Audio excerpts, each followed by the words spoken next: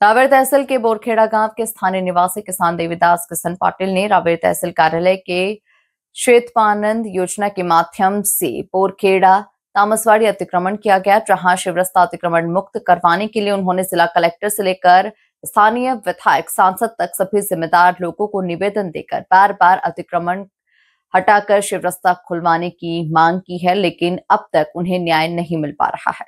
इसीलिए उन्होंने आज रावेर तहसील कार्यालय के सामने आमरण अनशन पर बैठने का निर्णय लिया। उनका कहना है कि आज की तारीख में मेरे खेत में मक्का की फसल काट कर रखी हुई है, लेकिन खेत में ट्रैक्टर को जाने के लिए पर्याप्त रास्ता न होने की वजह से मक्के की फसल की क्रशिंग नहीं हो पा रही है। मेरा बहुत बड़ी मात्रा में आर्थिक नुकसान हो रहा है। ऐसे में बेमौसम बारिश के कारण मक्के के बलिया खराब होने की कगार पर है। संबंधित प्रशासन से उन्होंने मांग की है कि तुरंत प्रशासन के द्वारा शिवरस्ता खुलवा कर हमको दिलाया जाए। उनके साथ में रावेर तहसील के समस्त किसान भाई ने उन्हें समर्थन दिया।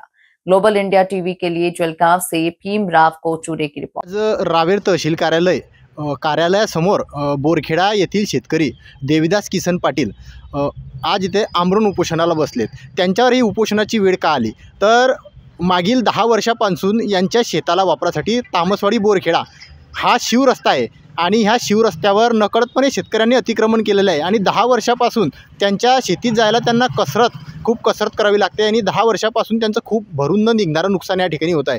हे फक्त झालेलं आहे सुस्त प्रशासनामुळे, कारण वारंवार पाठपुरावा करून सुद्धा या शेतकऱ्याला आजपर्यंत न्यायाच्या प्रतीक्षेत आहे, त्याला काही न्याय मिळाला नाही। फक्त कागदी घोडे म्हणतात आपण की फक्त कागदोपत्री कारवाई करणार असल्याच्या सूचना मिळतात, पण प्रत्यक्ष त्या ठिकाणी आजपर्यंत काही कारवाई झालेली नाही। त्यांच्यामुळे आज या शेतकऱ्यांनी आज इथे उपोषणाची वेळ आली।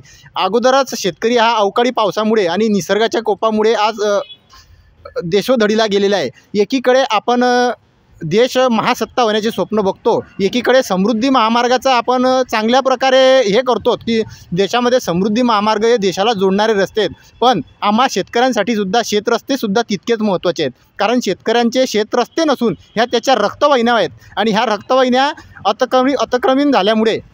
अतिक्रमण झाल्यामुळे बंद पडलेल्या रस्त्यामुळे शेतकऱ्याची दुर्दशा झालेली आहे। याला कुठेतरी न्याय मिळण्यासाठी आज सर्व रावेर तालुक्यातील शेतकऱ्यांनी आज या ठिकाणी यांना पाठिंबा दिला आहे। तसेच महाराष्ट्र राज्य शिवपानन क्षेत्रस्था चळवळीचे प्रणेते शरदराव पवडे, समन्वयक दादासाहेब जंगले पाटील याच्या मार्गदर्शनाखाली आज आम्ही 1 वर्षापासून तहसील कार्यालय यांच्याकडे समन्वय साधत आमच्या प्रलंबित क्षेत्रस्त्यांच्या ज्या मागण्या होत्या ह्या प्रमुख मागण्या आम्ही वेळोवेळी त्यांच्यापर्यंत पोहोचवल्या, त्यांना निवेदनं दिले, पण प्रत्यक्षामध्ये कुठेही कारवाई झालेली नाही आणि जे रस्ते मोकळे झाले हे तात्पुरत्या स्वरूपाचे झाले, दोऱ्या टाकून झालेत आणि याच्यामध्ये भविष्यामध्ये परत शेतकऱ्यांचे वाद निर्माण होतात आणि त्या रस्त्यावर परत अतिक्रमण होतं।